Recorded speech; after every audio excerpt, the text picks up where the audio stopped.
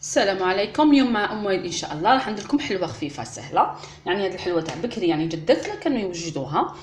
واش راح نحتاجوا في هذه الوصفه؟ نحتاج فيها 2 حبات تاع البيض، 2 مغارف كبار تاع السكر، 4 مغارف كبار تاع الزيت، لافاني، وحده خميره الحلوه، وزن 10 غرام، الزاز تاع الليمون، تحبوا بزاف هذه الحلوه الزاز تاع الليمون، والفرينه باش نلموا العجينه، والقرصه تاع الملح.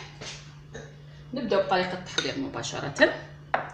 يعني بكري الاهالي تاعنا يعني ما كانش عندهم الفوغ، يعني ماشي كامل اللي عندهم الفوغ، يعني الاقليه فقط.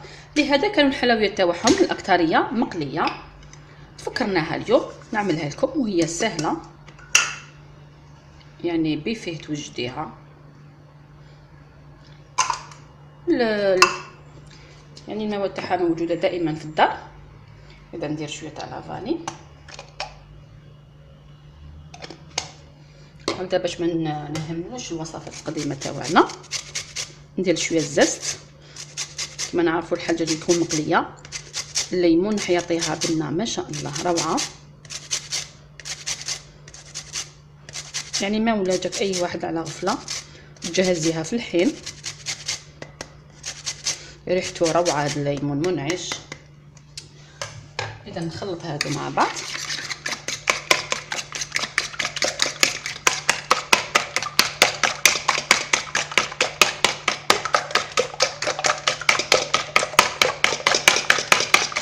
اذا ونبدا نزيد في الفرينه حتى نتحصلوا على العجينه بطبيعه الحال تكون طريه.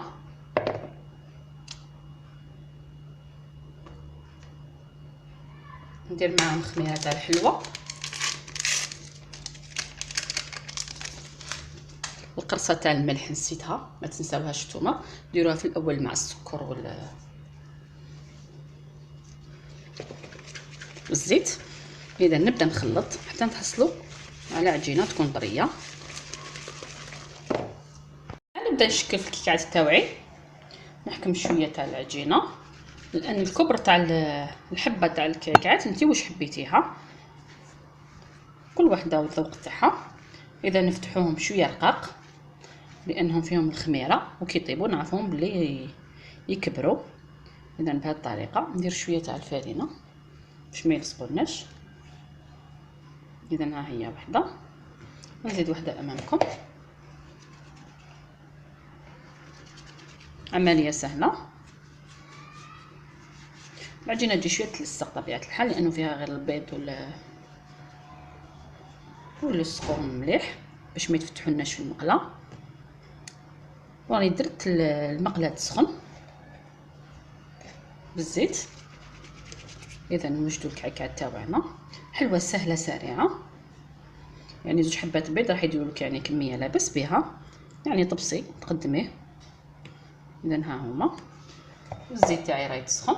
اذا نكمل ونبدا نقلي مباشره. اذا هنا بعد ما سخنت الزيت نحط الكعكات تاعي يتقلاو. طبيعه الحال هذا النوع تاع الحلويات ماذا بكم ما تكونش الزيت قويه بزاف باش يطيبوا لنا من الداخل ما يبقاولناش خضوره. اذا نحطوهم يتقلاو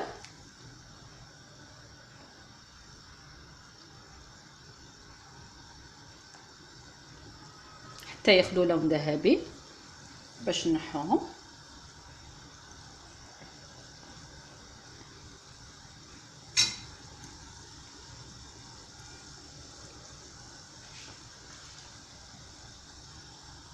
اذا نقلبهم بعد ما بداو يحمروا لنا نقلبهم.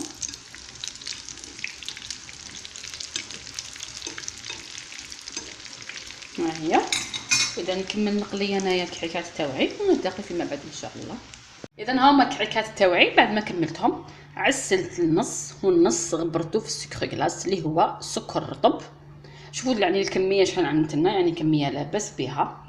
نتمنى انكم تجربوا هذه الحلوه لانها خفيفه بزاف وسهله، يعني حلوه سريعه. لما لا تقدروا تزيدوا المكسرات على هذو اللي عسلناهم، كل واحد والرغبه تاعو.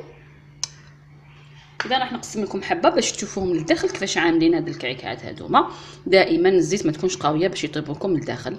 ها هما شوفوا كيفاش يجوا.